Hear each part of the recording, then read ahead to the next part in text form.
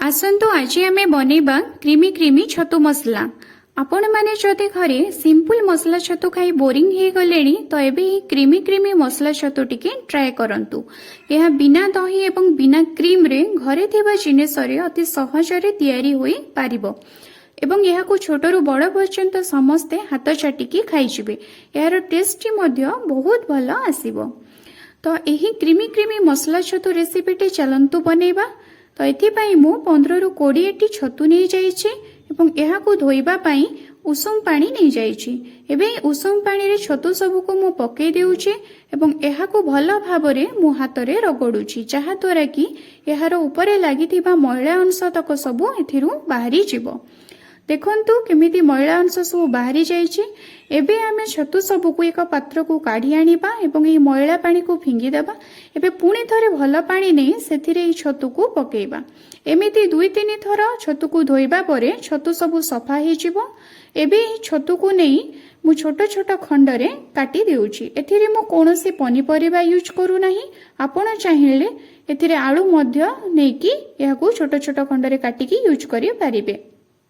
देखंतु मु केमिति छतु को छोट छोट खंड रे काटी देछि।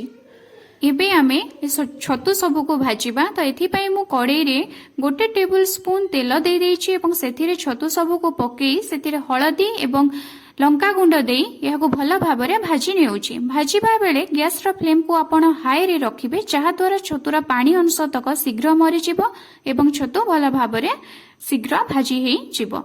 एबे आमे एक मसला पेस्ट प्रस्तुत करिबा।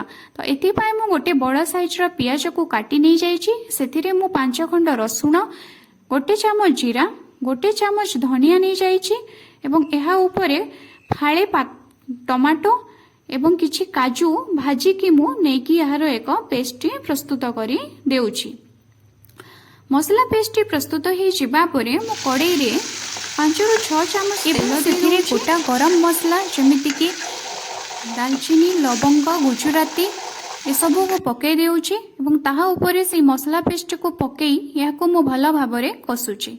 आपण या को से पर्यंत कसिबे जे पर्यंत एथिरु तेल अंश तक बाहरी न जाइछि।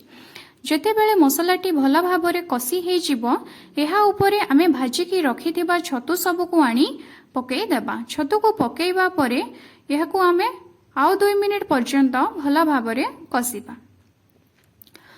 मसला एवं छतु भल भाबरे कसी हे गला परे यहाँ ऊपर आमे पानी देबा। पानी देबा बेले ध्यान रखिबे अधिक पानी चे करिवे नाही। मु एथिरे आधा ग्लास पानी देइछि। पानी देबा परे यहाँ को आपण फुटीबा को छाडी देबे। फुटी सारिबा परे गैस को बंद करी यहाँ ऊपर कटा धनिया पत्र एवं गरम मसला दे आपण गैस रा फ्लेम को बंद करी दियंतु एवं यहाँ को परे ढांकुनी दे यहाँ को 5 मिनिट पर्यंत छाडी दियंतु। यहाँ परे आपण यहाँ को गिना किंबा प्लेट रे काढ़ी गरम गरम सर्व करंतु। देखिबे टेस्टी बहुत भल आसीबो। जदि भल लागे तेबे कमेंट सेक्शन रे मते जणांतु।